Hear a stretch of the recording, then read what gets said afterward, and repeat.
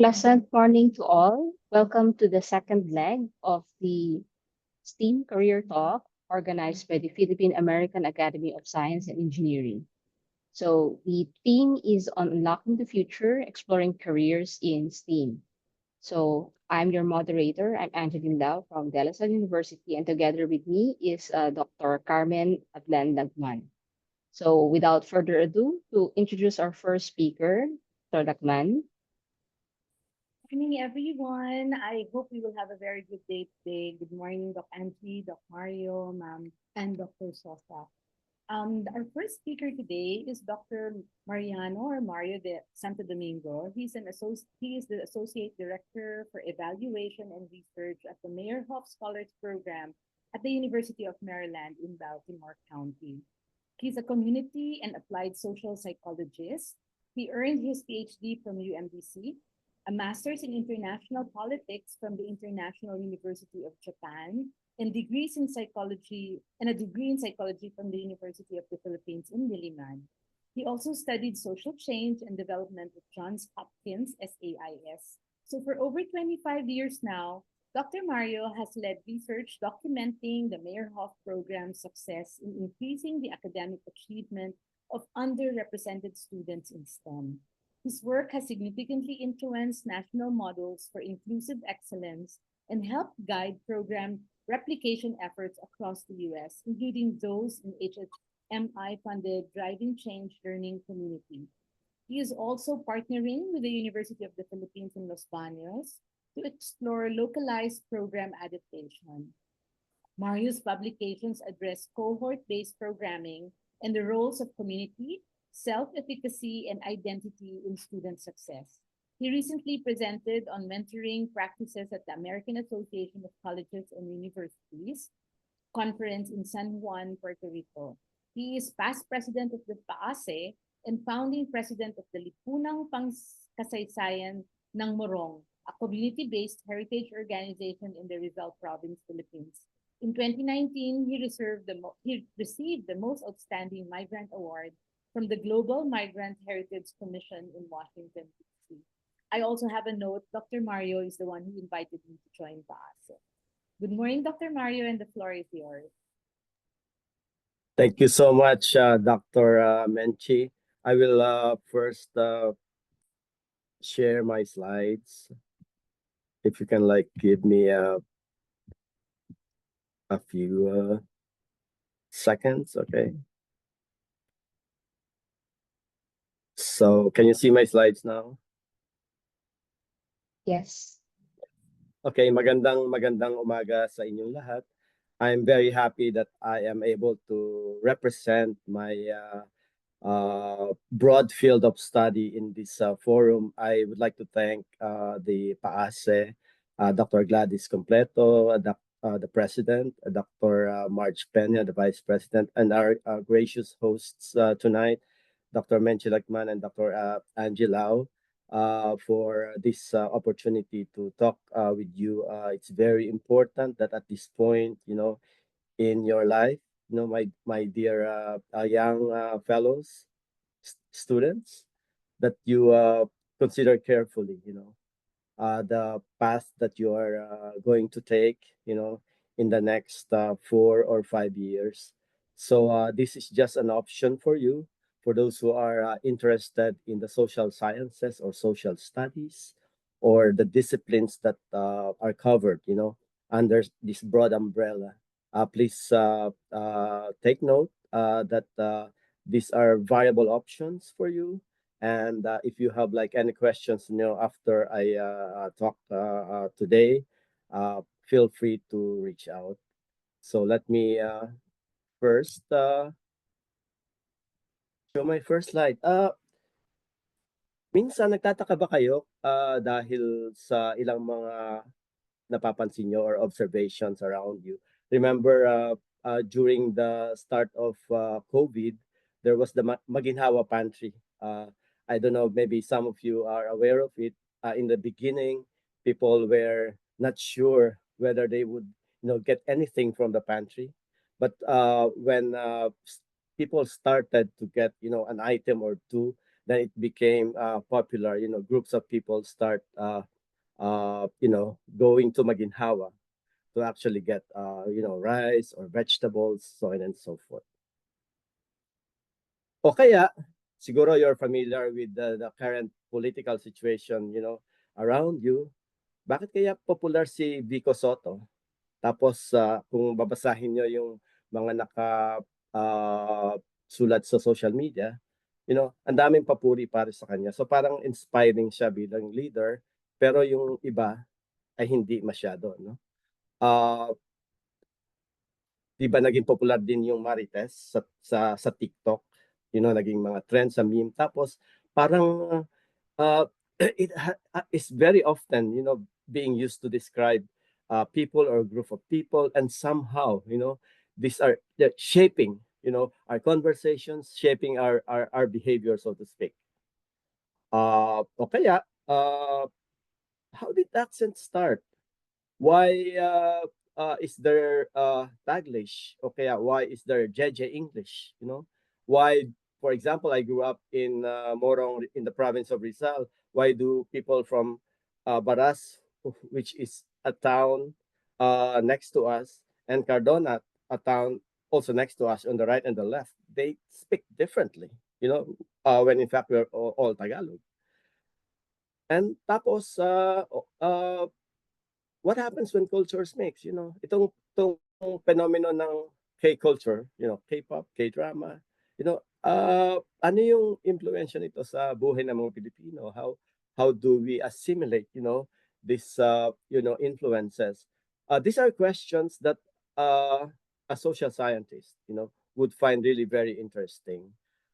If you find that you may be thinking about these questions or any variants of these questions, you might have, some leanings toward the social sciences or social studies. Be a serious student, be a serious scholar, and maybe a major under any of the disciplines under social sciences would be for you.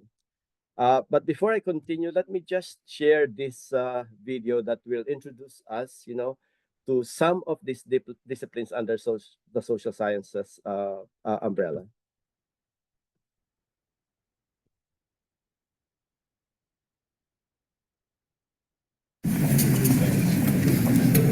All right, if we're all settled, yes? Well, good. Welcome. We are the Social Science Department. Now I'll get right to it. The question on everyone's mind, just what the heck is social science? Well, let me try to explain. Social, as in society, as in human beings. Science, as in the facts, the systematic study of a thing, the pursuit of its true nature. We seek to understand the nature of people and society. What does it mean to be human? What defines a person? Is it history? Is it ancestry? How has he worked, struggled, thrived? In his environment. Sorry? In his environment. Did he live on a mountain or in the desert or near the sea, in the Arctic? Ancestry is important, but location is paramount. That's all very fascinating, but I have a question. What is this person like? Is it a man or a woman? What's her race? What does he or she do? Well, profession relies greatly on geography. The natural resources that exist here. Proximity to natural resources is fine, but what about proximity to other people? The sociological element is undeniable. What happens when he feels the influence of other human beings? Then, how will he behave? What will be expected of him? Will he fulfill these expectations? Now it's a collection of people. It's a town or a city. It's a community. Community. But who's in charge?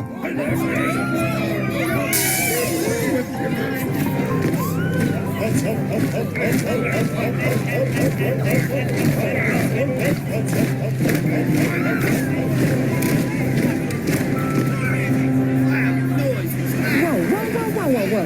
We need structure. Leaders.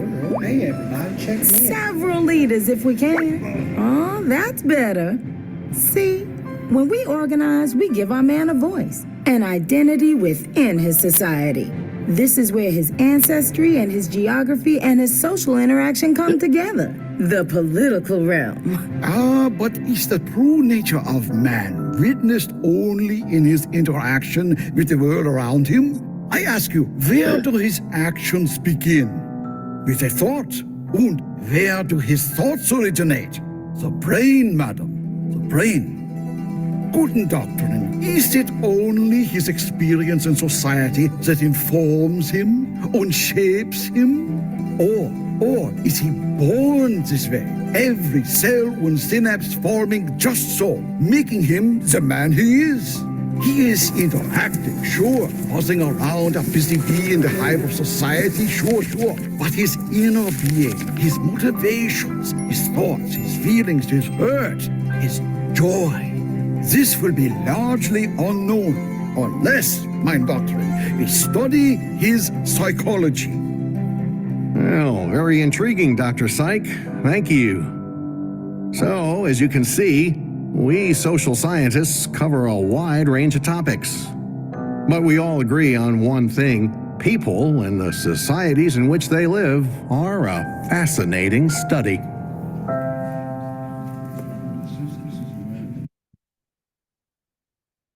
So from that particular video, we can identify how many disciplines or majors. 5, right?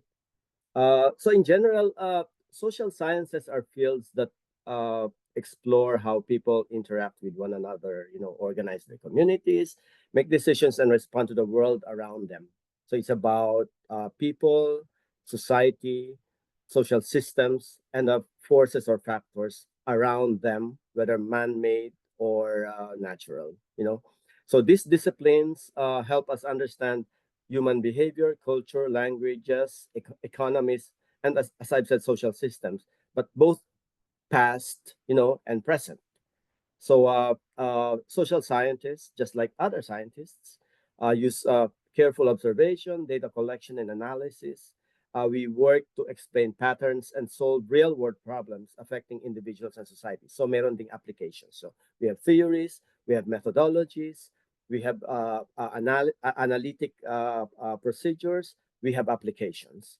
Now, before we go into these particular majors, now I just would like to pass through this criteria, for selecting a major, because these are important. I'm not sure whether these have been covered in past sessions, but of course, make sure that you are self-aware. You know what your interests and passions are. You may be interested in these questions because you are naturally inquisitive about people, about relationships, not necessarily a marites, but as an analytic marites or an inquisitive marites who are into systematizing knowledge, because that's what scholars are for, that's what students are for. Now be aware also of what your values are, and what your lifestyle may be. But in addition to this, it's not enough that you are interested in something. Of course, studying a particular line of thought or discipline would, of course, require some skills. So you may, of course, consider a field of study in which you already have some strengths in. You may be good in math, for example, and so therefore, math related social science disciplines would be for you. For example, demography or population studies, o kaya analytic psychology, where you are into quantitative analysis. So yung mga ganon. Of course, on top of the interests and skills, you can also consider all the practical, aspects like your career goals, opportunities for you after you graduate from a particular degree, and the earning potential and job market for that particular line of work. In many universities, of course, there are opportunities for internships and real-world experience. You can also, and I'll talk about this later in my talk, about further education or training. It's not too early to think about what you will do after you graduate from your 4 or 5 year course, like for example, a master's or a PhD or some other professional degrees. And you may also consider the strength and reputation of the program that you're going into. In some cases, of course, maybe you don't have any choice but to attend a particular college or university. But still, this is something that you may consider, when choosing a major. I would also like to add that in addition to choosing a major, of course, for some of you, you may be selecting from a school, from schools or colleges, right? And so therefore, these are some of the criteria: location, the academic programs. You might want to, for example, major in sociology, but there are very limited number of schools that are offering sociology. Or, for example, linguistics. I know there's only one university in the Philippines that offer a bachelor in linguistics, and that's in the University of the Philippines in Diliman. But many other universities offer courses, but not necessarily major, or degree programs. Make sure that you are also aware of the learning environment, because you're there to learn. And so therefore, the environment has to be conducive to learning and to completing your degree. Okay. Cost and financial aid. I know that in the Philippines, we don't have to pay for our tuition, right? But still, there are costs, and potentially you can get some support or aids, from private or public sources. The culture of the campus, which is related to the learning environment, of course. If you are into campus organizations, you would like to start some organizations, like what campuses are actually friendly to initiatives like yours, And of course, related to that would be student support. Are there support for students like you, for example, if you're coming from a province and you are not familiar with the environment? Are there support systems there? And finally, preparation for careers. I know that in many universities that there's already like job internship, components of their degree program. So, but these are the things that you may want to consider when choosing a school or college, on top of choosing your major. So let's now continue with what possible majors under social science can you consider. I organized this according to the opportunities for majoring in certain disciplines or areas, in the Philippines. Kasi there are more universities, for example, offering psychology, political science, and history, no? And sociology, compared to the ones on the right, which are linguistics, geography, anthropology, and demography. Later on, I'll be adding philosophy, although it's not, really considered technically as a social science. But a lot of disciplines, a lot of areas of studies are actually based on certain philosophical underpinnings. So philosophy is really an important area too. Under each of these majors, I indicated two, sub studies. When you, for example, finish psychology, when you're about to complete it, for example, you can concentrate on more clinical, areas, like electives that your department, or your program offers. Or if you are going into an advanced degree or advanced program, you might consider some of these, under any of these particular majors. I included sociology on the left because even if it's not as popular a major like in the Philippines. I know that criminology, a lot of colleges are offering criminology. In many places, criminology is considered under sociology because the origins, of the study of crimes, began in sociology departments. So I'll not be talking about all of these subfields, but later on, when I show slides about this particular majors, you will see again, potential subfields for consideration. So let's start with psychology.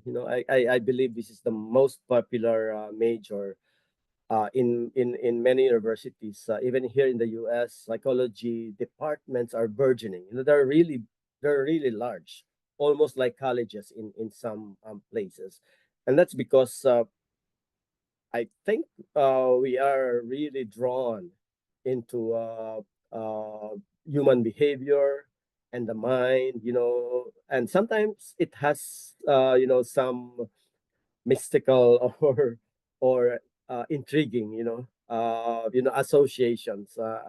And But then, of course, psychology, as it is studied and practiced, it's actually based on science. So this is a very simplistic definition: study of the mind and behavior, and you can interpret it in so many ways. Uh, Psychology is a broad field. It has actually branched off to so many subfields. Like, for example, clinical psychology, which is basically concerned with, behavioral pathology and well-being. It's also concerned, of course, with treatment. So those who are into advising, counseling, many of them fall under the clinical sphere. But then there are those who are more interested in children, for example, and that's the developmental side. There are also developmental clinical psychologists who are specializing in children, the treatment of children or the maintenance of the well-being of children. And then there's also cognitive psychology, is more related to thinking and thought. There are many more. I can name probably a dozen more subfields of psychology. I myself, I'm not within any of these subfields. I'm a community and applied social psychologist. That's my area of concentration, which means that I'm not really that interested in individuals, the individual as the unit of analysis and treatment, but of groups and communities, together. I am also a specialist in program evaluation. So I do a lot of testing and assessment, of programs, groups, communities. Now I added here also, and you can see this in all slides, cool careers. What are the potential careers for a psychologist or a graduate of psychology? Of course, one of which is being a therapist. You can also be a researcher, public or private, and then you can be a human resource specialist. I know that in the Philippines, in order to be a licensed psychologist, you can either be a psychometrician, so you can take the exam to be a registered psychometrician, or a registered psychologist. For registered psychologist, you need to have, I believe, a PhD, in psychology, or have practiced it for quite a while. So this is psychology. Later on, we can talk about, any of your questions regarding this field. Then we have political science, like the second most popular major. So it's the study of government, political processes, and political behavior. And there's a lot of subfields there too. Many of those who graduate from political science end up in law schools, or in government service. These are the subfields that I listed here: Philippine politics, public administration, international relations. Yes, you can do a specialization about relationships between countries. You can be a diplomat. Diplomat is one of the careers on the right side. Political theory, those who are more into, theories can be academics, do political theory or comparative politics as their area of research. In terms of careers, you can be an analyst, a diplomat, you can be a researcher for the government or for an NGO. You can be an aide of a politician or a legislator. You can actually be the legislator, after you've gained the experience and you have, the wherewithals, to run for office. And of course, many of our political science graduates end up being journalists and then advocates, community advocates, community activists for that matter. So these are the items here about political science. The next one is sociology. So the study of society, culture, and social behavior. Sociologists study families, institutions, and social movements. This is a pretty intriguing area for me. I almost majored in sociology or had my PhD in sociology, but I had a different pathway. That's why I ended up to be a community psychologist, including some cool careers for sociology. Being a social worker, you can actually transition from sociology to social work. Some universities have options, to take units in social work and then becoming a social worker. Uh, some sociologists although end up being demographers, those who study populations, or community organizers, and there are many other potential careers for sociology graduates as well. Okay. Then history. The reason why I included history here is like, although it's not considered strictly a social science, it falls under social studies, and at least in University of the Philippines in Diliman, the history department is under the College of Social Sciences, and philosophy. So it's a study of past events, societies, and cultures. And there are also many subfields to explore, like military history and social history. Naulit yung entries dito. And then among the cool careers are being archivists, working in museums, and of course being teacher. And you can be an author, you can be, of course, an educator, you can be a part of institutions, that are concerned about heritage, conservation, and so on and so forth. So history is a really a viable option for those who are very much into, the study of the past and its preservation. And then linguistics, I know that I've mentioned it earlier. There's a very limited opportunities to study linguistics, but if you are really into it, you can find ways, to be a linguist, even if, for example, you are not able to do it as an undergraduate. But there are many opportunities, for example, for postgraduate degree programs like in linguistics.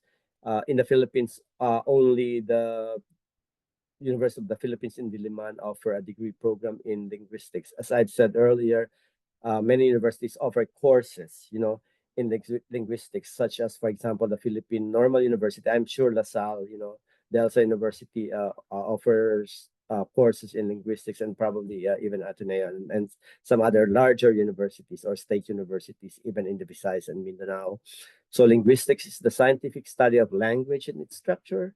It covers the sounds, words, and grammar of languages, as well as how languages influence thought and communication. Marami din subfields to explore sa linguistics, like syntax, semantics, phonetics.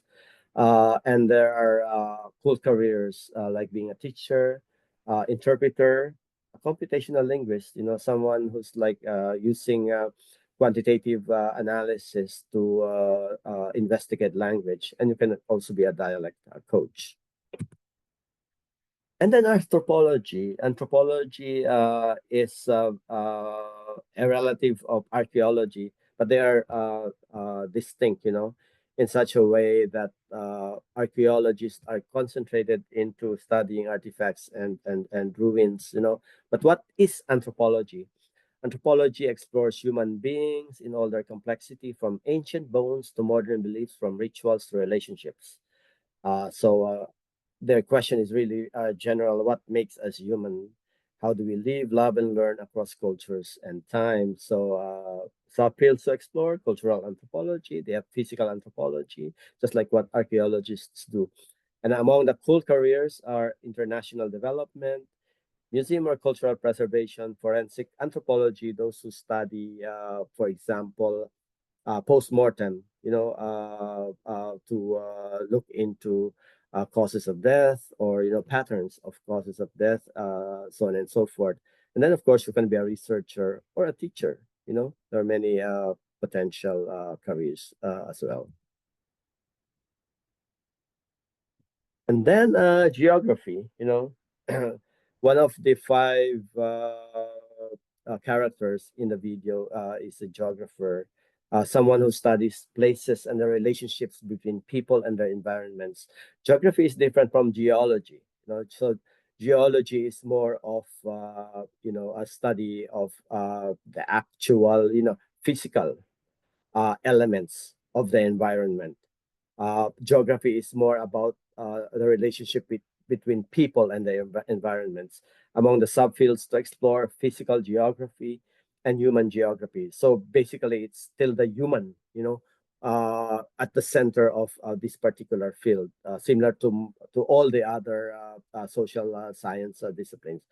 Among the cool careers, being cartographer, urban planner. I have a friend who studied geography, completed his PhD in geography, and his specialization is, films, that actually use physical, the images, in the physical environment.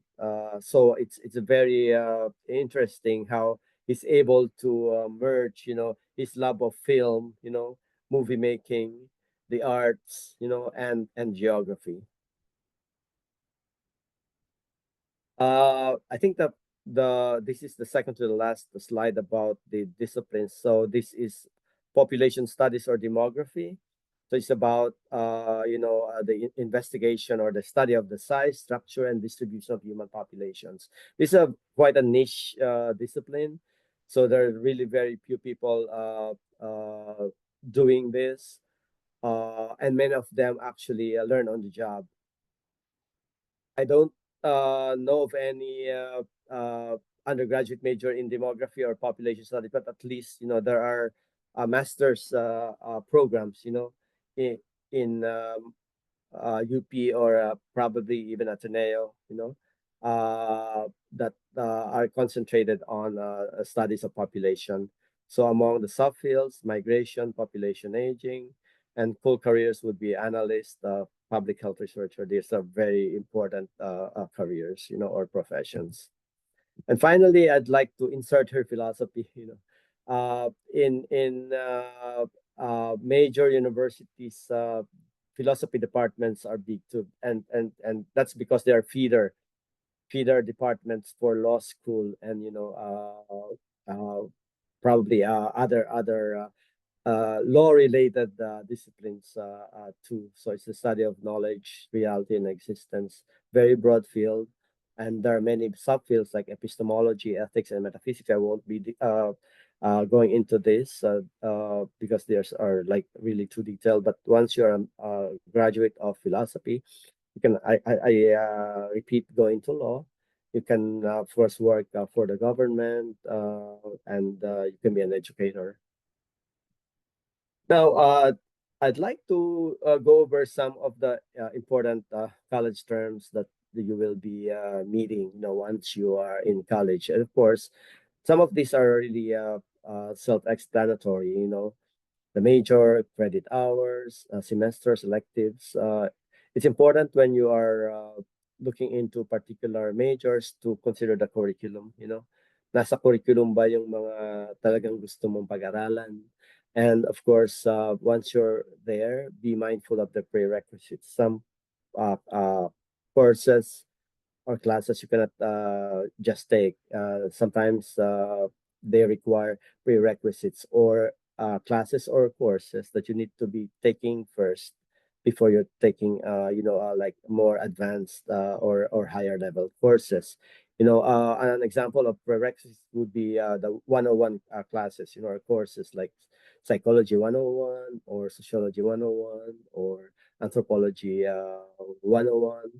Uh, for you to be able to take upper level courses or higher level courses. And of course a syllabus, I'm sure you know what a syllabus is. It's a document that outlines or articulates course objectives, assignments, and policies of the class, and then a transcript. You'll be very familiar with this once you're already in college. This is just an example of a very general 4-year curriculum for a BA, degree. Uh, this doesn't have everything, but I just want to show the structure. There's our first year classes, second year classes, third year classes, fourth year classes. In actual curricula, these are also divided into first semester or second semester. If you are trimester, then you can also see those trimester if there are required summer classes that you can also see those laid out. In most social science degree programs also there are uh, opportunities for research, especially if the faculty is very much engaged in research. These opportunities could be in doing data analysis or doing literature review for research, or and that you can also have opportunities to present as part of research experience. In addition, there could also be internship opportunities like counseling, healthcare, research, and community outreach.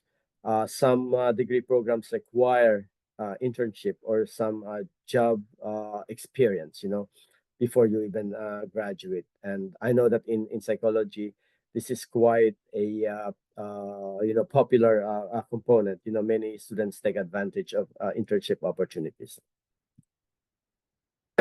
Before I end, I'd like to again repeat that it's never too late to consider having an advanced degree, planning ahead. Even if right now you're in senior high school where you're doing your basic training in, for example, STEM or some other areas of concentration. When you go to bachelor's, you'll get some intermediate training in that particular area.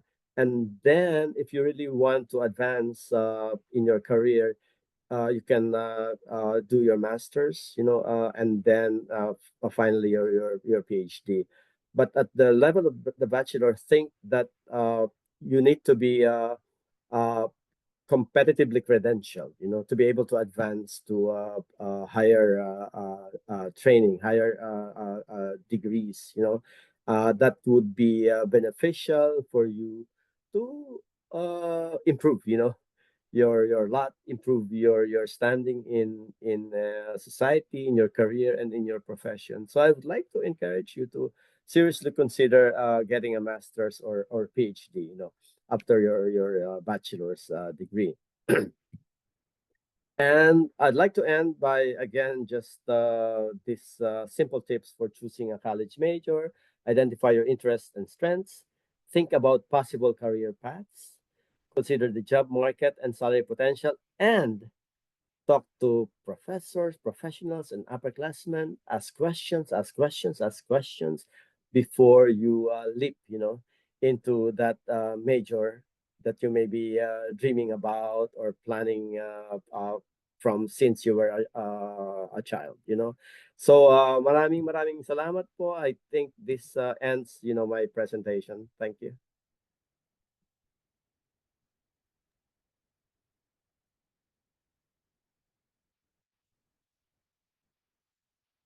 Thank you po, Doc Mario.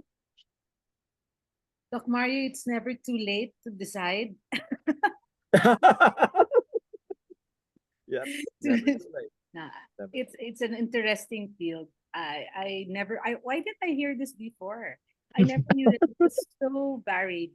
All those places I'll fall under psychology. But you know what? Like even when you're already like PhD, if you're already in your profession, it's also not too late to connect, to some of these fields. Even if you're a mathematician, even if you're a biologist, there are opportunities for cross-discipline collaboration.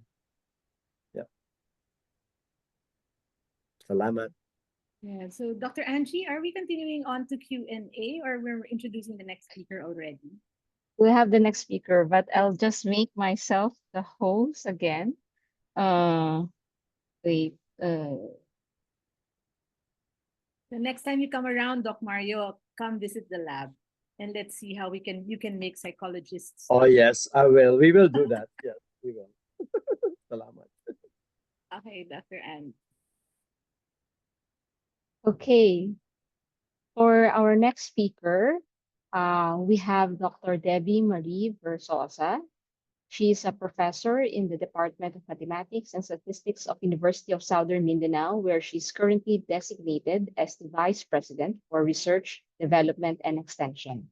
She earned her bachelor's and master's degree in mathematics from Ateneo de Manila University and her PhD in education from Macquarie University, Cebu.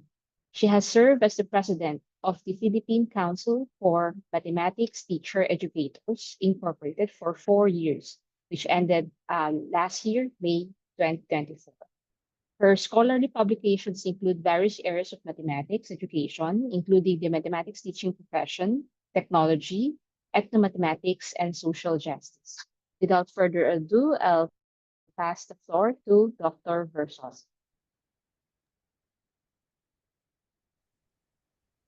Good morning to everyone. And of course, I want to thank PAASE for inviting me to this webinar. Actually, I was hesitant at first, but sige, I was thinking if it's a way for me to share, no, mathematics as a field of study, then sige, pwede na rin. These are my slides. It actually took me some time to decide, no, on the title, but then I realized that now because of AI, many people are wondering, will they replace people, and specifically, can they replace mathematicians? So yun po ang aking title, Mathematics for Humanity in the Era of AI. So I guess the main question for many of our viewers is, should I take up mathematics, and will mathematics continue to be relevant in our age with AI? So what is technology capable of? Like this one, can technology help us solve for X? When I was in high school or college, I think kaya ito sa calculator pero medyo marami kang pipindutin. But I think many of our young students now, they are familiar with tasks. So parang isipin ninyo, di ba, parang feeling ninyo, iniisahan ninyo yung teacher ninyo. Sige, pag magpa-solve ng assignment, perhaps you're familiar with this app na you just take a picture. Pagkakuha ng picture, lalabas na lang yung sagot, nandiyan na kaagad yung sagot, kokopyahin nyo na lang. And in fact, if you press other commands, it can even give you the explanation. Ayan, no? So may steps pa, may explanation. Wala. Kahit anong assignment bigay ng teacher ko, kayang gawin ng technology. So baka ganyan na nasa isip natin. Can AI indeed replace human? So this was earlier, but then ngayon, what if word problem? Can technology help us solve this task? So this is a work problem, the usual work problem na two people painting a room and they have various speeds. Mas mabilis mag-paint yung isa, but how long will it take them if they paint together? Mga ganyan. O kung calculator lang hawak natin, medyo mahirap, no? But I'm sure, again, many of our participants are aware, o kung binigyan kayo ng ganitong assignment at tinatamad kayo, maybe you will just use artificial intelligence or chat GPT and ayan na, may solution ka kaagad. Ganyan. So you can actually see here. But of course, this can work both ways. You can use this to help you learn, but you can also use this as an escape from learning. So nasa inyo na rin yan, no? If you will use technology to improve yourself or wala lang, para lang maka-comply sa mga assignment. Okay. Now I'll share you this problem. This is more difficult. In fact, this problem was designed by a professor from Carnegie Mellon University. I'll show the link later. And he designed it in such a way na he wanted non-routine problems, no, because he wanted his students to think. Kaya ito ng technology. So consider the Fibonacci-like sequence, so on and so forth. So basically, kung familiar kayo sa Fibonacci where you add two terms to get the next term, okay? Pero hindi given yung a sub 1 or the second term. Okay, find all the possible values so that the limit is 0. So if you're not familiar with this problem, okay lang. But I think it's clear na medyo higher level na to, no? So kung ipasok natin to sa ChatGPT halimbawa, it will give something like this. So may sagot pa rin. Pero meron ng pagkakaiba, nakalagay na medyo nahirapan na siya. Reason for a few seconds, nakalagay sa taas. Ayan. So, but the point is, technology is still able to answer that kind of non-routine problem, which we thought was non-routine. But it turns out it's a routine problem for artificial intelligence. And more than that, it's able to prove, no, that that's the only possible answer. Itong 1 minus square root of 5 all over 2. So mahirap yon, hindi lang siya nag-solve ng sagot. Na-prove pa niya na wala nang ibang sagot. Ito lang ang sagot. So that's how good our technology is nowadays. And for those who are interested, this is the link where I got the problem. And even the professor himself, he was very surprised. Sabi niya, oh my goodness, GPT-01 got a perfect score on my Carnegie Mellon undergraduate math exam, taking less than a minute. Can you imagine? Less than a minute to solve each problem. So even if he freshly designed these problems, tapos non-routine siya, nagulat talaga siya na kaya na ng ChatGPT. So this technology was not yet here or not available 2 years ago, and then ngayon ang bilis, no? Kayang-kaya na niya yung ganun. So nakakagulat. So, out of curiosity, sinubukan ko rin. Kasi nung sinubukan ni Professor Poshenlo sa GPT-01, ito yung lumabas na solution. Ako, nung sinubukan ko, matindi, parang na siyang teacher, no? Tinuturuan na siya. Step 1, understand the recurrence and so on. So, in fact, hindi lang siya nagka-copy-paste. It's like GPT is really learning, no? So, ito kahapon ko lang ginawa. Talagang natuto na siya.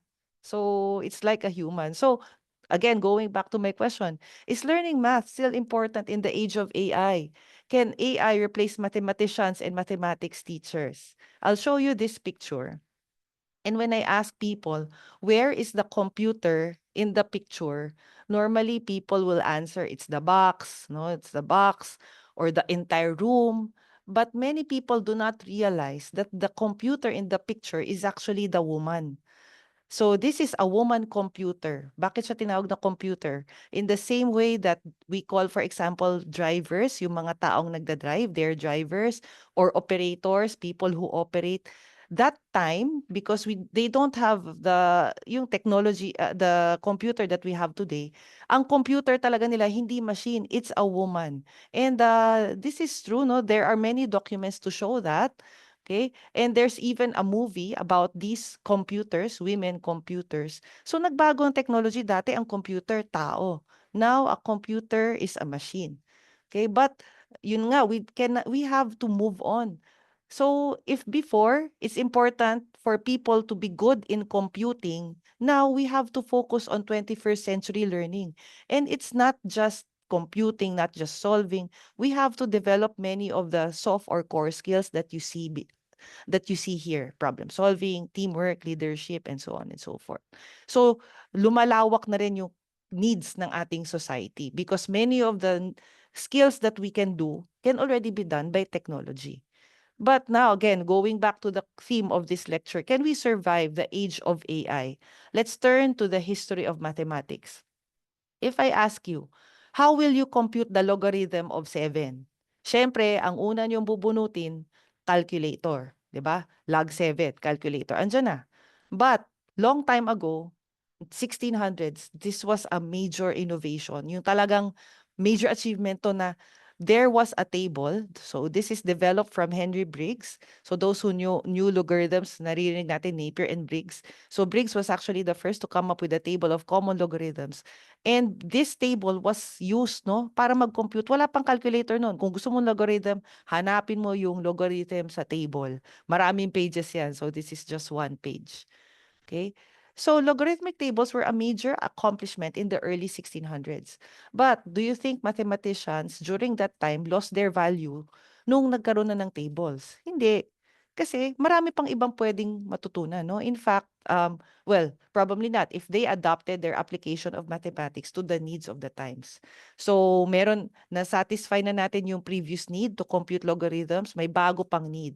So mathematicians have to adapt. O ngayon, nagkaroon na ngayon ng bagong equipment. I'm sure the young students here, they are not aware of what this is. Even myself, I haven't used this, but the generation before me, my parents, yan yung generation na gumamit nito, slide rule.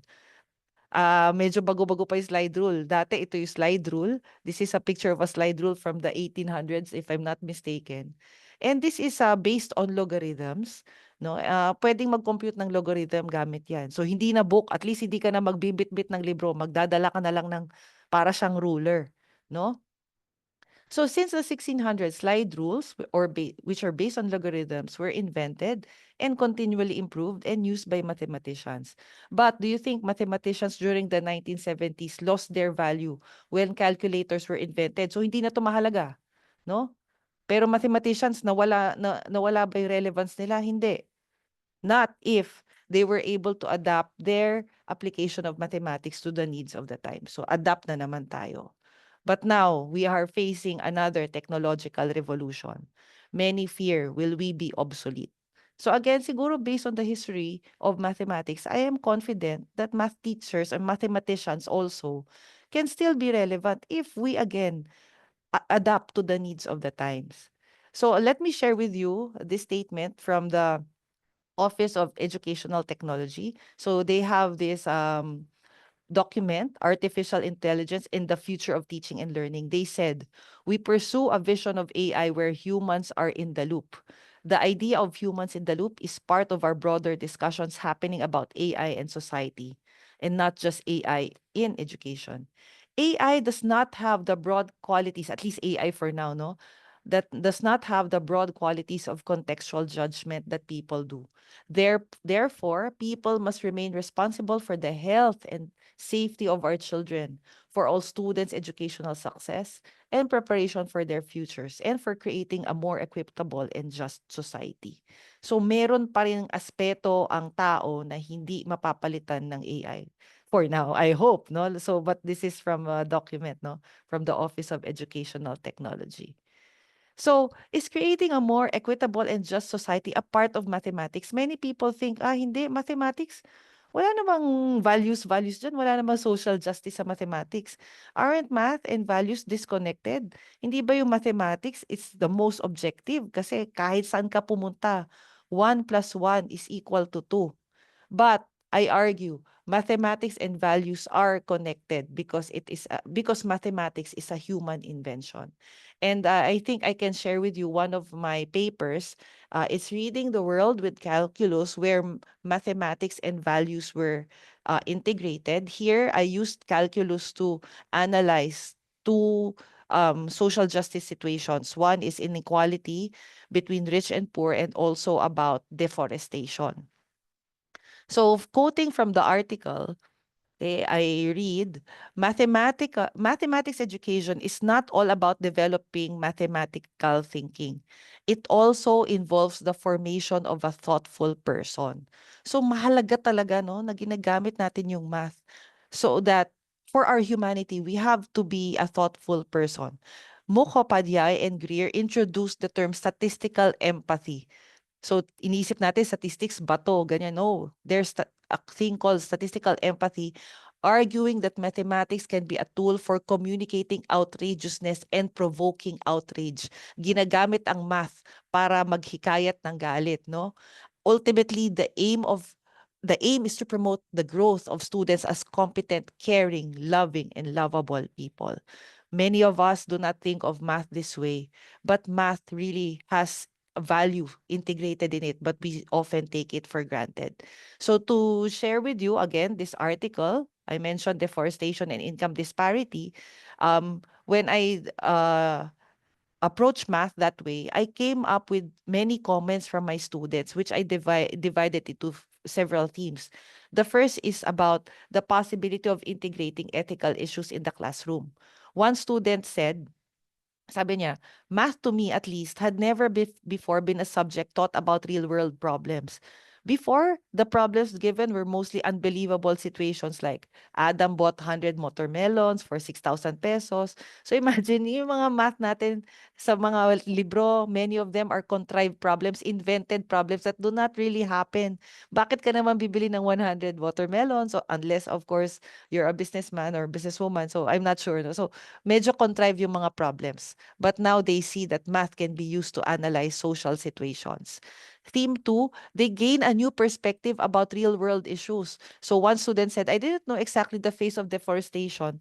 So I was pretty surprised that the picture Miss Debbie showed us in class was what it actually looked like because it really didn't look like the trees were cut off and it still kind of looked like a forest to me. Oh, the ignorance. May nakita kasi siyang mga damo, kala niya okay lang, hindi pala, nawala na yung puno. Okay, another student said most people from higher ranks of society think Filipinos are lazy, which is why they are not successful. The reasoning is faulty and biased. People in upper class also slack off from time to time. The difference is that it does not affect the amount of income they receive. Another theme, fear or outrage. Kanina I mentioned, no, math has the ability to provoke fear or outrageousness. So one student said, I really dislike these kinds of business people. I see their faces everywhere for being successful, but what exactly was the price for all their success? Was it thousands of acres of trees deforested or hundreds of children being abused in sweatshops? And the final theme is on self-reflection. They reflected on their own life. I started to think twice whether I buy something. I frequently ask what resources were needed just to make this product. So I claim now, going back, no, to the article, the document I mentioned earlier, that artificial intelligence won't make teachers, won't make mathematicians obsolete, but humans must be in the loop.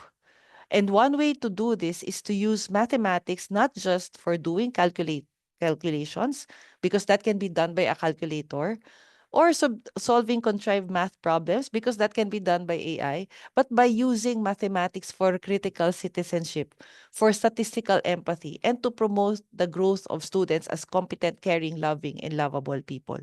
So siguro ito yung gusto kong sagot doon, no? Relevant pa kaya yung mathematicians?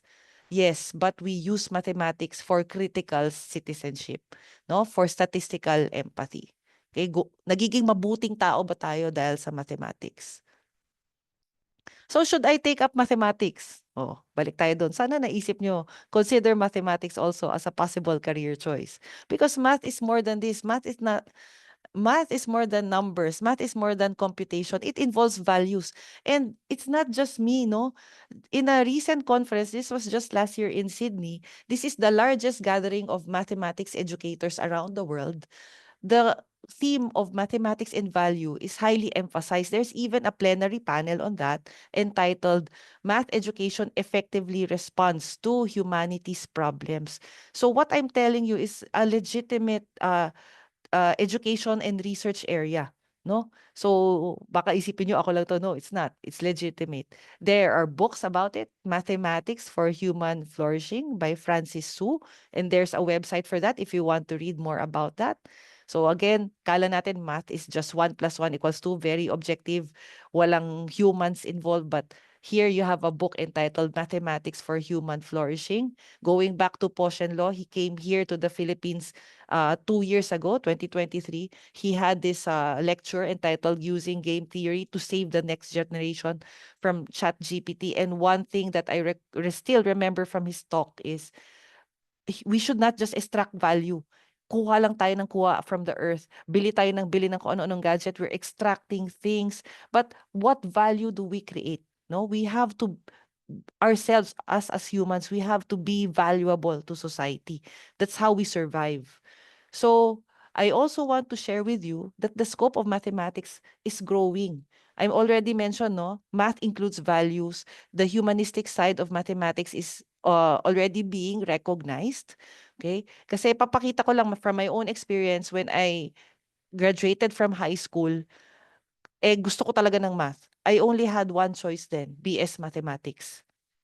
This is in Ateneo de Manila, no, where I studied. BS Math lang. Okay? Around 2010, nagkaroon na ng BS and Master's Applied Mathematics with specialization in Mathematical Finance. And just more recently, nagkaroon na rin ng Applied Mathematics with a Master in Data Science. So, nag-e-evolve din, no, yung mathematics. The mathematics is growing. Hindi natin isipin na kung ano yung math nung panahon ni Briggs sa logarithm, yun pa rin yung math ngayon. No. Math is increasingly utilized in many fields. So to synthesize my talk today, I just want to share that from what I mentioned earlier, mathematics is dynamic. It responds to the times. It enables us to make sense of the data that we now have at our fingertips. We can use mathematics to give value to humanity. And collectively, this will make us relevant in the age of AI. So thank you so much. Yun lang po.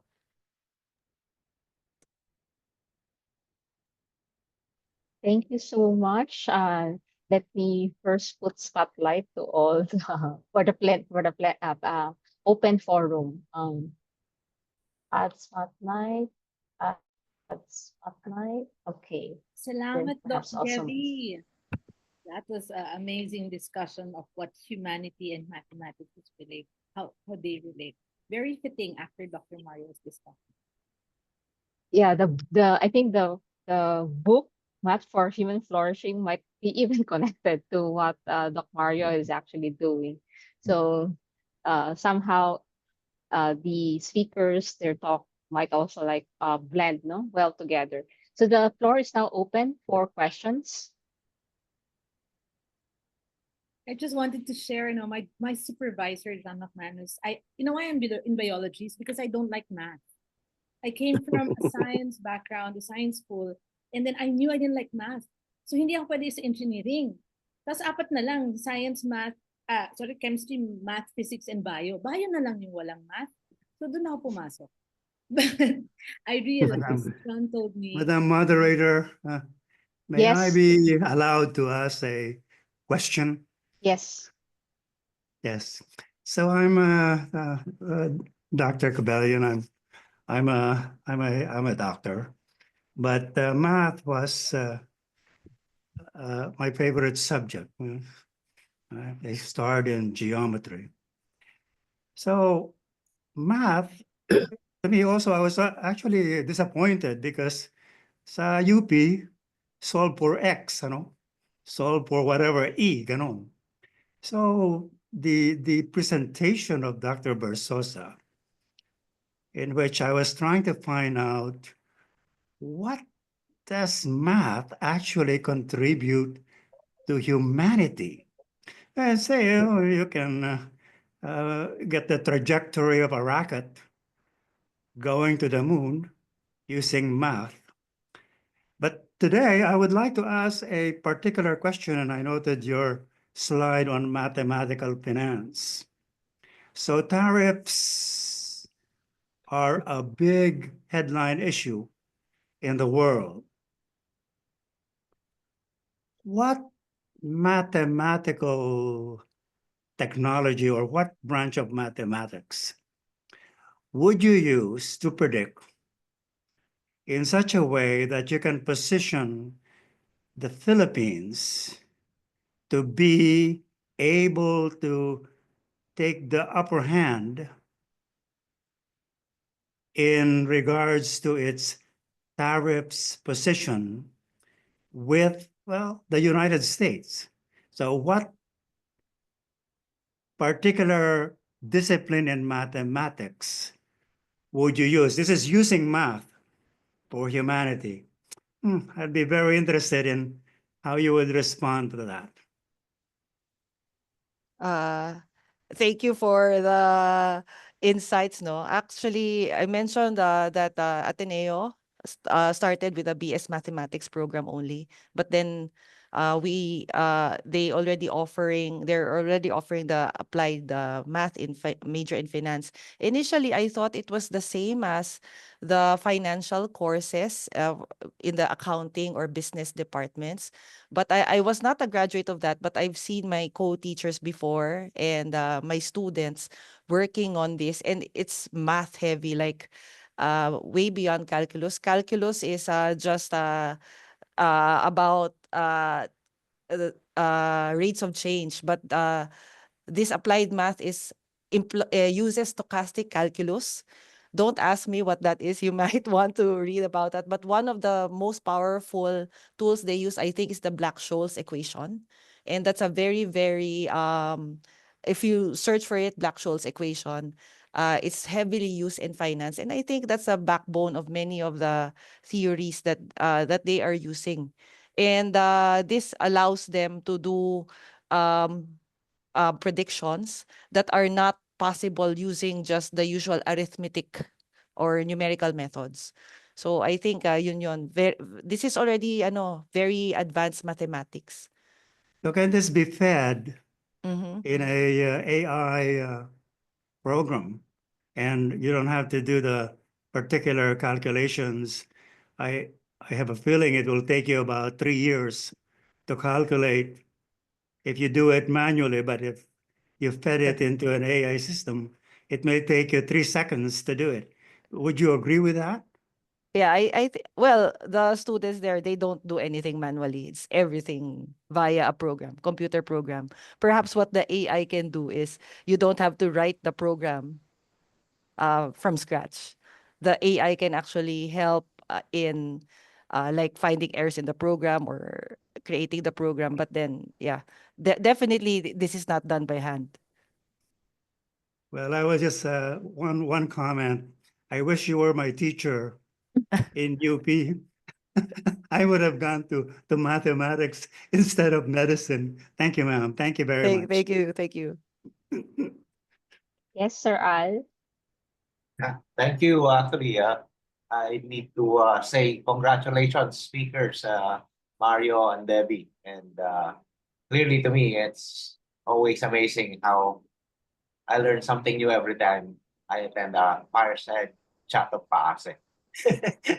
Even, and I never seem to get tired of it, especially if I have the time to actually come to attend the meeting. But two things. I mean, definitely, Mario, thanks for enlightening us about the social sciences, about the breadth of it. I didn't realize that's encompasses even criminology at this point, which is very much the second or if not the biggest major in the provinces of the small and medium-sized private universities. Like with my in-laws with FINMA education, criminology is one of their biggest majors. Yeah. And a lot of people like to there are 160,000 students, I think 40,000 criminology, something to that effect. So clearly, I think we need to infuse more of what Debbie actually highlighted at the end of her presentation. That's I'm an entrepreneur, Debbie. I'm a PhD in chemical engineering that became a businessman. And in my 17 years of being an entrepreneur, part of my survival instincts was honed because of one principle every time I wake up in the morning. I always ask myself, what value can I create for my company today? And it lasted me 15 years before we sold, 17 years before we sold the business. But I ran a foundation called System, Center for Integrated STEM Education, and the president. And of course, we teach the soft skills that you highlighted there. Problem solving, critical thinking, numeracy, team building, collaborations, and all of those. But I've never seen the twist on asking how to use mathematics for value creation. So again, that's my nugget of knowledge. Thank you. And I did connect it because that's how I use my motivation in whatever endeavor that I. Unfortunately, just like Billy, I had a advanced mathematics teacher in fourth year in chemical engineering that made us think like a slide rule or a calculator and really turned me off. I was quiz B in grade school and Philippine science in high school. I love math. Even in college, I still love math until I hit that fourth year of advanced math, and a lousy teacher made me not like it. But I did come back and doing my PhD on advanced mathematics for biotechnology, which is the application of that one. Although he started on traffic management, which I didn't really apply. But definitely, I think I need to support your efforts to the people. I see a lot of old people. I was hoping more high school actually in the audience. Sorry guys, pare-pareho tayo matanda, but I think we all learn something new every time. That's why we're here. But clearly, those two takeaways. Thank you. And so my main question now is really, how do you think we can insert it, these two modes of thinking, in our current educational system? I help K to 12 now and TESDA even with our two projects that I just mentioned to Mario, our upskilling and our glass manufacturing projects from USA that's just been canceled. But we learned something from that for workforce development. So I'm applying that same thing on workforce development, but for K to 12, I think it's something that ought to be expanded so that the kids not only realize that social sciences covers all walks of life, including politics, and then applying math to show the disparity and the outrage that with the right math, political science as we practice it today, it only reaches politicians. So that kind of mathematics might be useful for teaching that because it affects the way our kids perceive what they want to be in life. And if you go to the provinces, dalawa lang yung gusto nilang maging ambisyon. Maging police, kasi Batang Quiapo at saka and then maging politician, kasi yung politician ng actors and politicians, those are the ones that look like that's making money and being popular and being famous. So our role as STEM educators, advocates, and practitioners need to be highlighted that we too create value. I think that's what we need to emphasize. And please help us understand in your own perspective, how do we do that? Sorry for the long-winded question, but if you were given the Undersecretary or Assistant Secretary Debbie for mathematics for DepEd, how do we change the whole premise of math education in order to be able to create that value mentality, value creating mentality? And of course, Mario, the same case. And you use it for scholarship, and I know we're doing it for PAASE for our Linang Awards in LB. But how do we increase that value creating mode in your respective sciences? Thank you. Actually, I heard from Mario's lecture about, di ba, if you're good in math, you go into population studies, and parang iba pag nilagyan mo ng math talaga, makita nila, hala, we are, actually there, I also have a session on that na talagang magpanic na talaga tayo with if the population growth in the 1960s like 3% continued until now. I just don't know what would have happened. So medyo mas ma-appreciate natin yon, yung fear, if we have the numbers to quantify it, no? So I think that's one way that the math can be used. And in terms of DepEd, I think all that curricular documents, they already sound good. I think it's in the implementation stage. Like maybe it's hard to break a culture. It's hard to break history. Ang history before has been very, 'di ba, matagal magbago. So if we had teachers who focused on teaching like skills, teaching how to compute, teaching how to memorize, it's because those were the needs that were needed that time, and for a long time yun yung ngayon ang bilis ng pagbabago, we should learn how to adapt. So yun ang problema ngayon, I think, no, from the implementation. So that's really a challenge. Kaya nga sabi ko kanina at the start of my lecture, so medyo hesitant talaga ako mag-speak ngayon. Pero sabi ko, sige, if it's a way for me to advocate, I will use this as even just as a mini platform, because talagang grabe yung culture. It's hard to break it. So sa akin, because I am not in a position of power, I can, if DepEd invites me, so sometimes they do So I go to them, I comment on the materials, yung mga ganyan. But those are still little things, not the whole thing. Pero kung ako lang may comment on the documents, nandyan yung 21st century skills, nandyan yung integration with the other content areas. Pero kunwari, tanungin mo sila, integration ng content area, ang iisipin lang nila halimbawa, science and, I don't know, science and PE, mga ganyan. Hindi nila iniisip na yung math, laging science lang yung partner. Hindi nila i-partner yung math sa history. Sayang ang dami mako-contribute din ng math sa social sciences and vice versa. So yun po, kulang lang siguro ng yung awareness. Mario. I think Ben Vallejo is raising his hand. Maybe we can call him Okay. on him. Okay. Then I'll talk later. Sir Vallejo, Dr. Vallejo, naka-unmute po kayo. Oh, ako?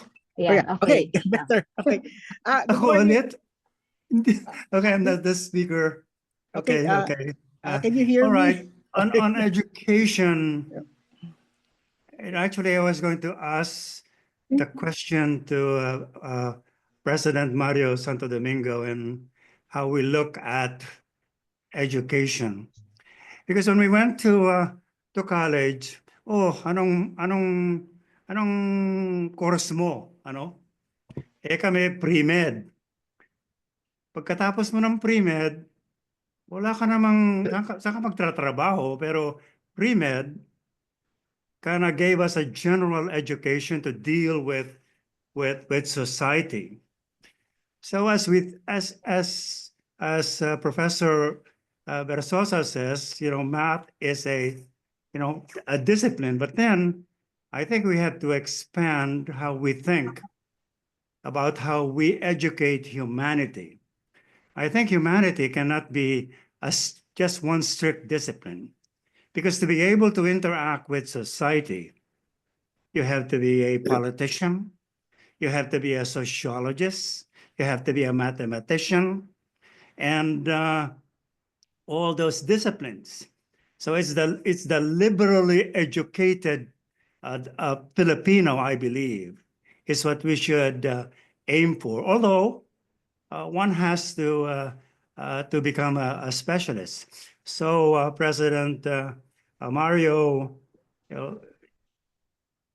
Mario listed all the social sciences, and the only social science subject that I had was actually sociology, which opened my eyes. And then actually I needed anthropology to understand what is in the Filipino. Ano yung mga indigenous people natin? Can we understand the Moros? Why are we against them? Why can we not understand what their values are and try to interact? So, this is where I think we should be multidisciplinary in our view. But I'm doktor lang naman ako eh. Yes. So, Sir Mario, Yeah. sir, you are the I better, appreciate you're your the educator. I'm not the educator. So your comments are more yeah, are I better appreciate than mine, sir. your comment and feedback, Dr. Caballon.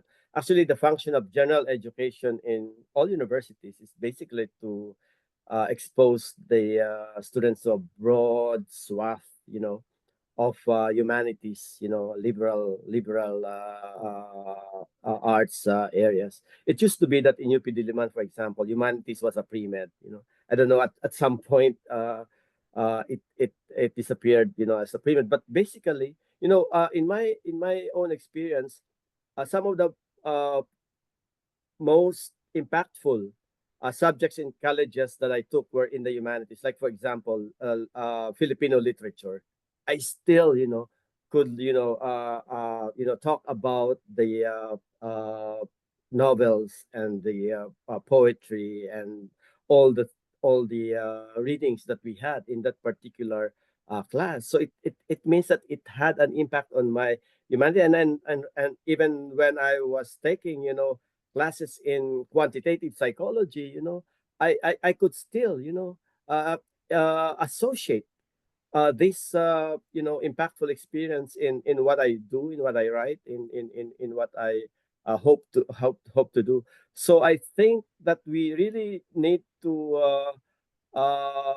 you know be mindful of the general education curriculum, that we actually implement in college. I know that in the recent past, nawawala na yung ibang mga classes in history or like even the Filipino language, no. But of course, we cannot study everything, but a healthy mix, of humanities and science and mathematics. I really appreciate Debbie's treatise on the values-based mathematics. Why can't math teachers actually talk of values when they teach mathematics? Like, it's not just numbers. I know we also have like sectors in the Philippines in the education area that are talking about, for example, indigenous or ethno mathematics, right? How mathematics is weaved into the daily lives of people, ordinary people, and if we use all these daily experiences, local symbolisms in teaching even the hardest mathematical concepts, that would really make an impact. Thank you for your question, Dr. Cabillon. I'd like to call si Ben Vallejo to say his piece.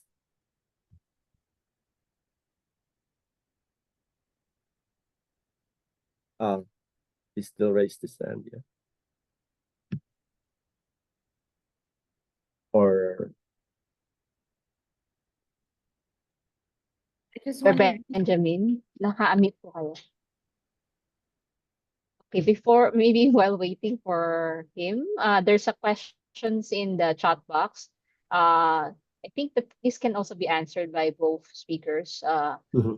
Since math involves value, how could we develop our students to become more ethically, morally upright individuals if we always allow them to use ChatGPT? Also, math develops critical thinkers. However, if we allow ChatGPT AI, are we helping them to become critical, analytical thinkers?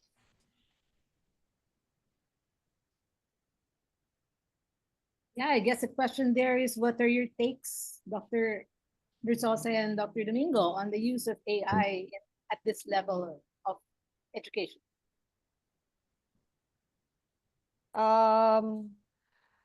Actually, my first take is we cannot disallow them from using AI because they will use it. For sure, they will use it. So I think it's for educators, I think what we need to do is how to like design tasks that will enable them to use AI so that they become better and not just to, So that's a challenge. Admittedly, I haven't really done much work on this because I have a designation and I am barely teaching right now. But like before ChatGPT, a few months before ChatGPT came in, talagang gumagawa ako ng problem na alam ko hindi kaya ng photomath. Dati kasi photomath lang, you take a picture, solve for X, may. So instead of asking them solve for X, ganyan, I give them, the answer is 5. Give me a question, give me a polynomial polynomial equation whose answer is 5. Ayan, hindi na yan kaya ng ano. Ngayon, that's easily done by ChatGPT. So if it were me, I would have to design new things. In fact, for example, now I have a master's class in mathematics, math education rather. Ang pinapagawa ko, sa ngayon kasi di pa kaya, I want you to give me a drawing to show, for example, that 1/2 plus 1/3 is equal to 5/6. Give me a drawing. Sa ngayon, so kumbaga, as of now, I'm just trying to go with the flow, try to come up with new tasks that I know that ChatGPT cannot yet do at the moment. But of course, I'm also aware that eventually, there will come a time na kaya na rin. So, adapt na naman. So, for me, it's really more of adaptation. Yeah. But again, we have to make sure that we use that to and to demand more, of course, from our students to enable them to be more critically, to be more critical. In fact, napansin ko dahil sa ChatGPT and mga technology, humihirap din yung mga exam ko. Dahil, syempre, hindi naman pwedeng 5+5 palagi. Kaya na yan ng technology. So, medyo hihirap din. So, yun po. Yeah. I think the universities, I think most, if not all universities, are right now in the process of crafting their policies about student use of AI, right? But even for them, like in my university right now, there's a no calculator policy in math classes.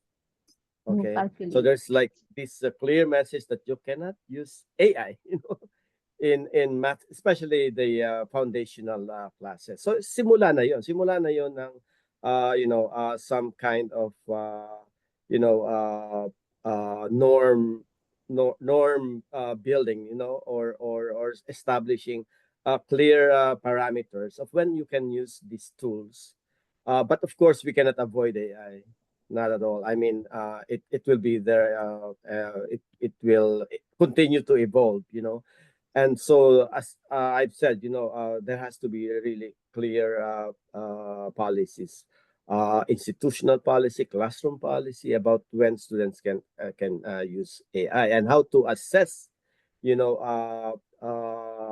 homeworks, that could potentially, be developed or responded to by students using AI. So as of now, like, it's really difficult to say what AI would look like in the next few years, right? And so the policies will then keep on evolving. So basically, we need to tap on students' honesty, integrity, and all those related values, that could be, really challenged by the existence of AI, which is really easy to use, freeing us and all this. It's right at the fingertips, of our students and ourselves too. So we should also be mindful of our own use of artificial intelligence, because it would reflect, on our classes, on all the things that we do. So for now, that's my response. And again, Ben is still has still his hand raised. So baka pwede na siya magsalita. Yes. Hold on. Wait. Hello. Yeah. Yes, Benji. Can you hear me? Yeah. Yes, yes. Yeah. Yeah. Right now, I'm doing a little bit of math, trying to find out the population dynamics of a new invasive species in Manila Bay. So anyway, my question is about math, no, how it will be integrated into. I just probably it's more of a comment. Integrated into teaching ethics and intersecting with the humanities. I think we teach in our STS classes that numbers actually don't mean anything until society creates a meaning for them. So one of our issues that we took up recently was somebody came out. This is related to the ex-president Duterte's case at the ICC, about how evidence will be presented to the court. And somebody made a database actually trying to look at the cases of EJK, and this was presented as statistics. So I began to ask my students whether this would be acceptable as evidence in court. So the numbers will have to be given meaning for it to be accepted by the ICC. And numbers alone won't win the case, and it has to be interpreted. So maybe if we're going to teach mathematics, not just mere numbers that are objective, but when it's used for certain purposes, in like this in a court case, then there'll be meaning tagged onto it. And I think Dr. Verzosa's talk about this was quite insightful because it's really difficult to link that up with students' perception of math these days. Math is considered to be too impersonal for a lot of students. And now this ICC case came out with the ex-president and the importance of numbers with respect to the alleged victims of extrajudicial killings. So now it gives a meaning.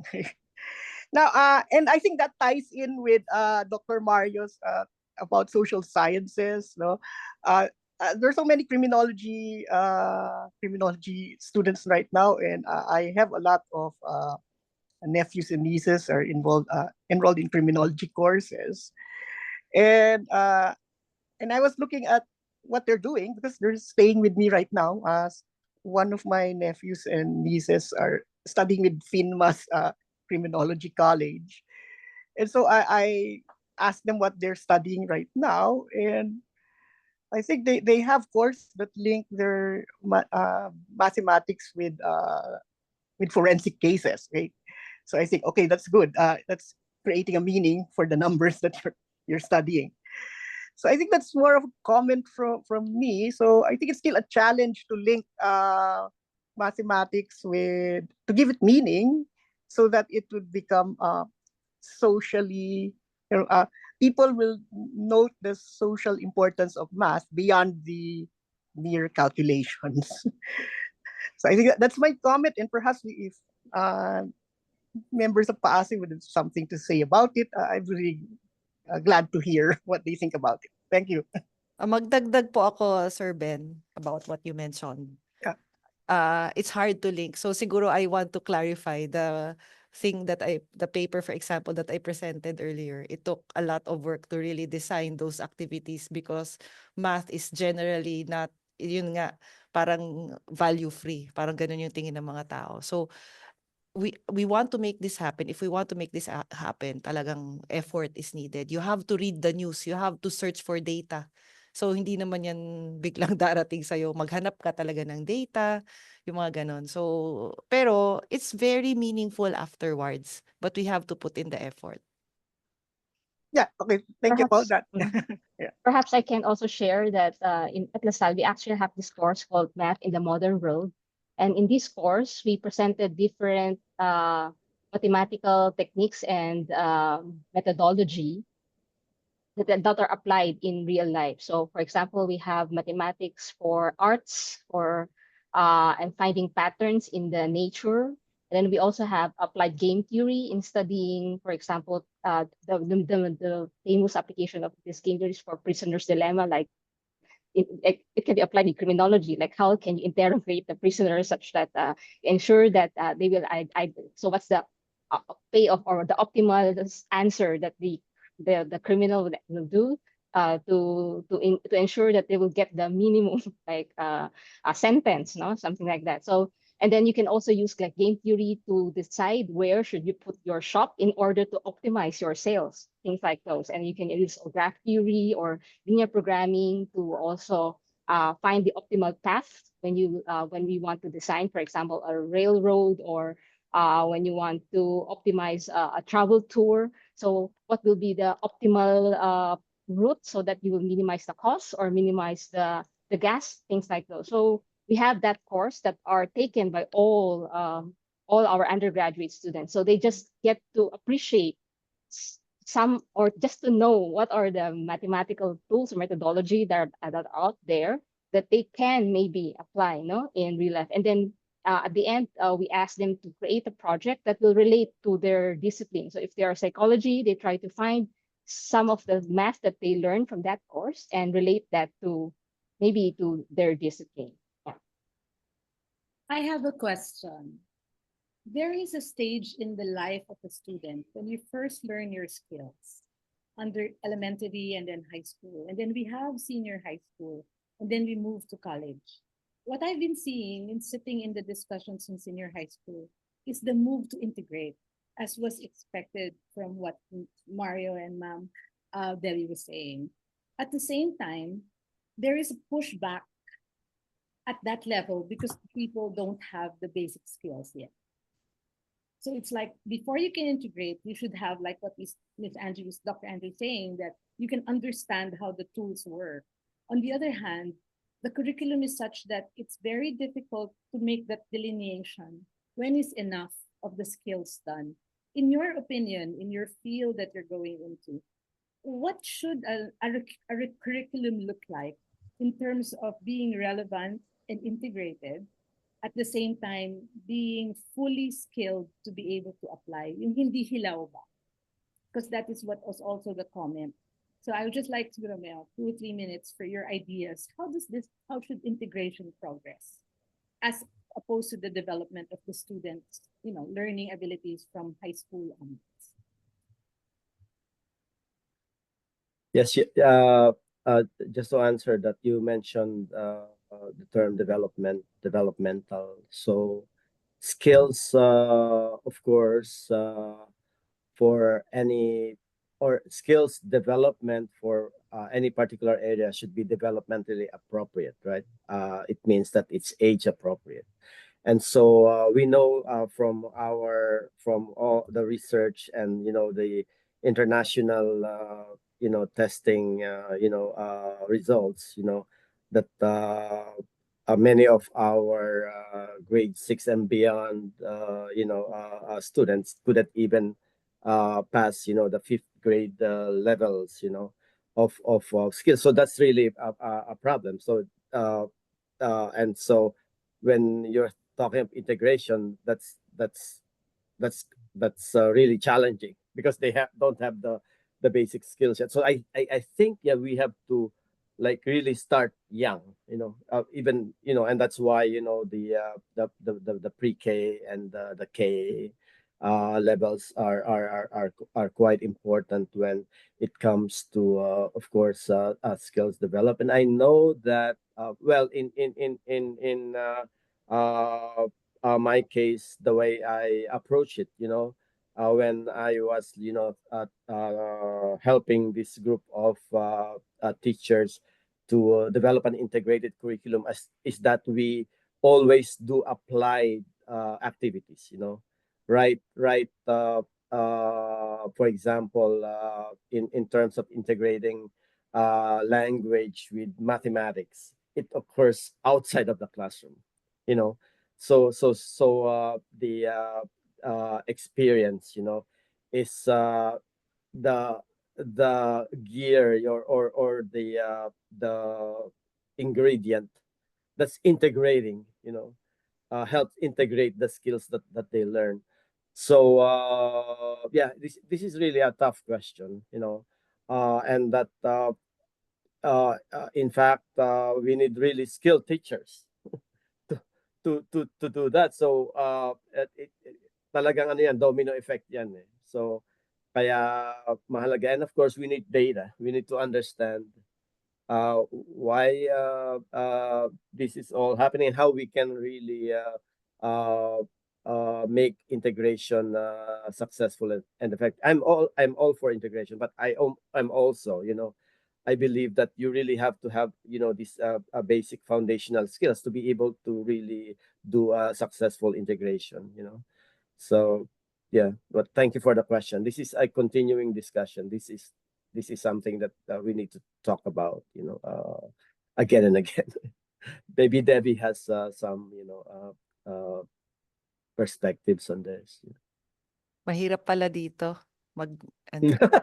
Parang nagtetest. Magtitesis. Dissertation. Actually, I want to build up on what Mario said, that we really have to start young. And siguro I think what we have to do is to enable them to learn how to learn.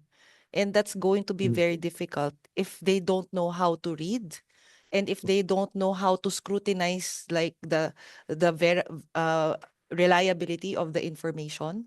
Yung parang sige lang, lahat na lang ng marinig nila, okay na. O kaya, yung iba actually are not even able to, 'di ba in the Philippines we have like literacy poverty, ano ba yun? Na Mhm. 90% Literacy poverty. meaning literacy poverty meaning 90% hindi nakakapagbasa ng age-appropriate text.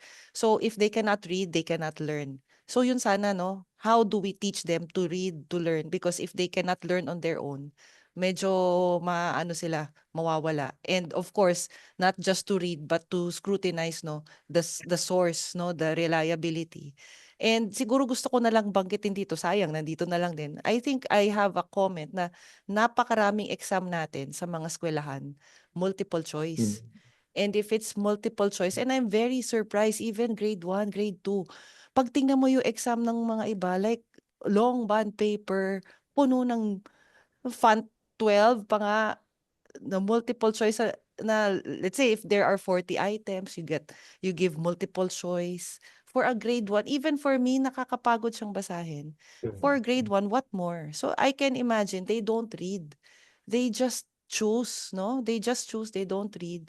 So that also parang it perpetuates the idea na ay wag ka na lang magbasa, manghula ka na lang, and that proceeds, no? Na yung culture na yan na manghula ng hula, ganyan-ganyan. So, even until now, students ask me, yung exam nyo ba ABCD? Parang sabi ko, hindi. Yung exam ko, set A, set B, set C, set D. Kasi talagang, I'm so frustrated with multiple choice exams na okay lang naman siya gamitin, no? Pero hindi naman sana na their whole educational experience is multiple choice. Because it's very hard to, to be very critical, no? To develop critically if everything is multiple choice. Yun.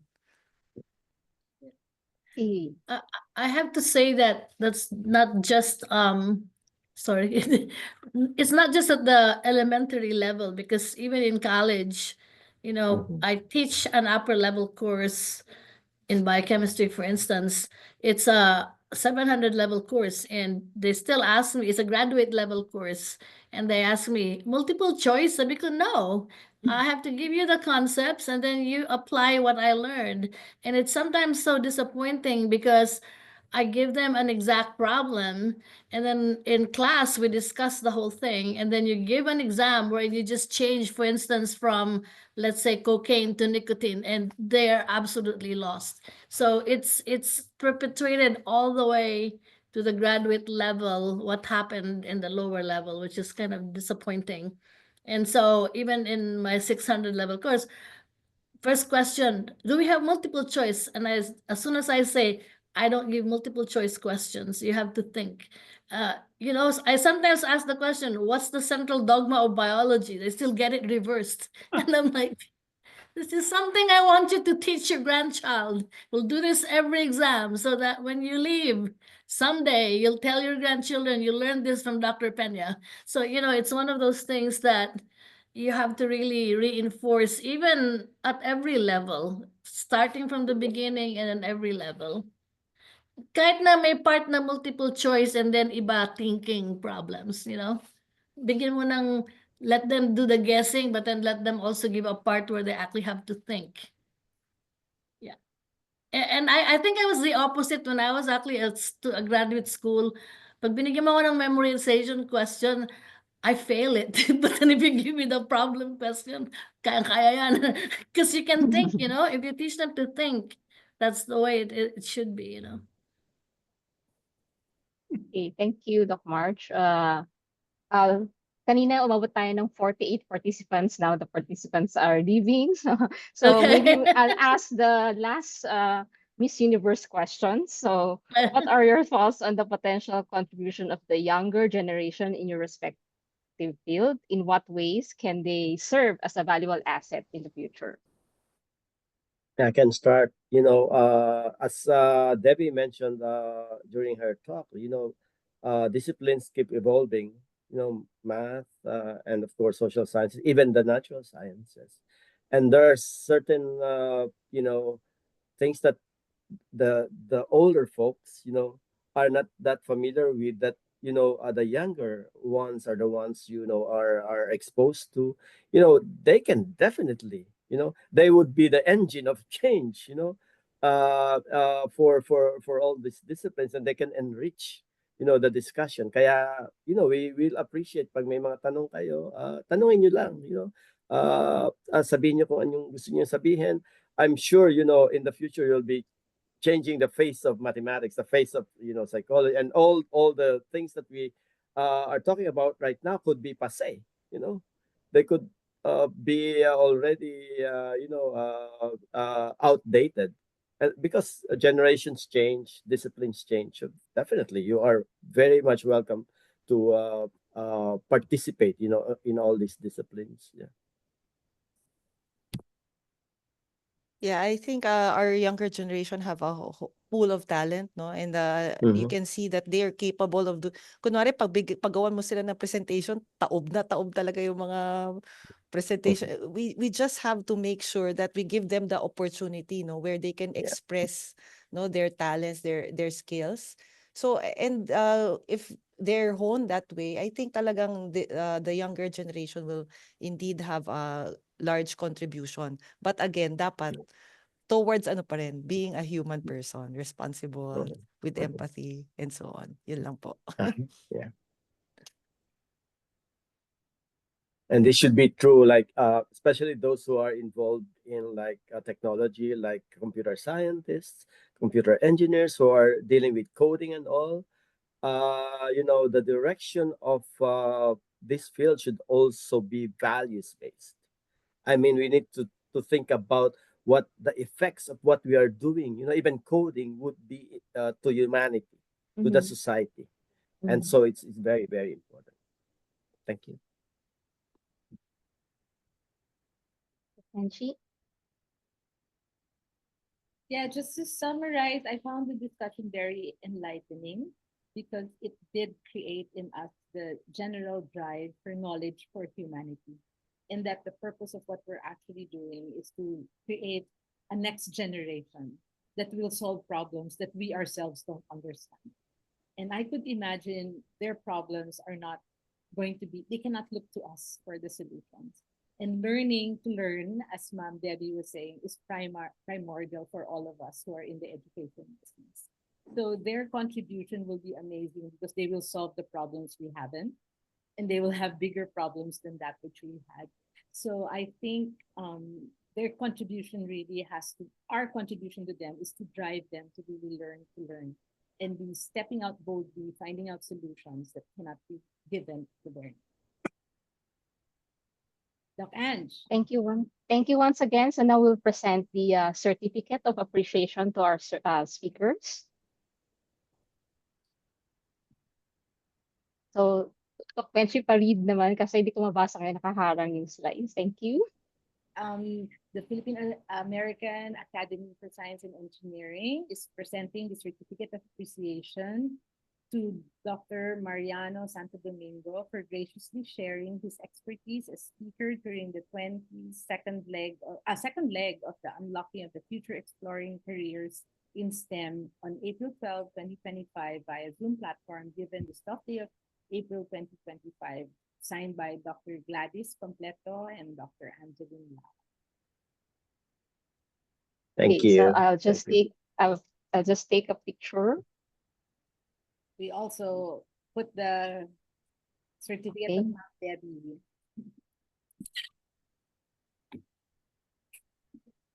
The second certificate is given in appreciation of the certificate of appreciation is proudly presented to Dr. Debbie Marie Verzosa for graciously sharing her expertise as speaker during the second leg of Unlocking the Future Exploring Careers STEM on April 12, 2025 via Zoom platform given this 12th day of April 2025, signed Dr. Gladys Completo and Dr. Angeline. Okay, thank you. And now let's have the group picture. Let me open the gallery. Okay. So if you are willing to be part of the group picture taking, kindly open your camera.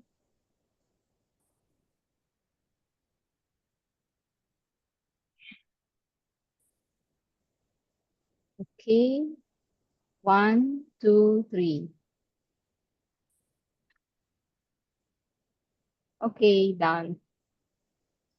Thank you again for coming. So let me just promote the activity for next week. or the week after the Holy Week. So on April 26th, we'll have the last leg of the STEAM Career Talk. We have Yusek Mariton Sahagun and Dr. Llorente Bonyaga, Dr. Joel Ilaw, Dr. Lawrence David, and Dr. Catherine Aviso. So for those who are here today, kindly join us on April 26th, same time, same link, or same meeting ID. And then we'd also like to promote the APAMS. We have Call of Abstract. APAMS will be at the University of Southern Carolina from July 19 to 20. But there will be an online session for the parallel session for the Rex Symposium and Poster Competition from July 15 to 16. So that will be online, and in person will be July 19 to 20. Then we also have a call for poster competition. So you see the prize is 7,000, 5,000, 3,000.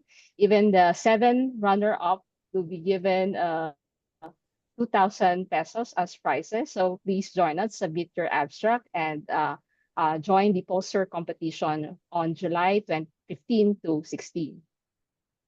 And then we also have this graduate fellows application for graduate students. So if you are admitted or you're accepted for this fellowship program, then you will be your registration fee for the APAMS will be waived. Okay, but of course your airfare will not be supported from the. It's just that your registration will be waived, and then you can attend the conference or meeting. Okay, I think that's it. Thank you, and thank you for attending, and hope to see you on April 26th. Salamat. Thank you, Menchi. Salamat. Thank you. Angie. You. Salamat, Ma'am March. Thank Debbie, I'll you. write with Billy. Meyerhoff. Thank you to the speakers. Thank you, everyone. Thank Good job, you. guys. Mario and Debbie. Bye-bye. Stay well. Thank you. Great you. talks. Kamusta To na, Al? everyone. Mabuti naman, Nachi. Tayo na naman. Salamat po. Classmates.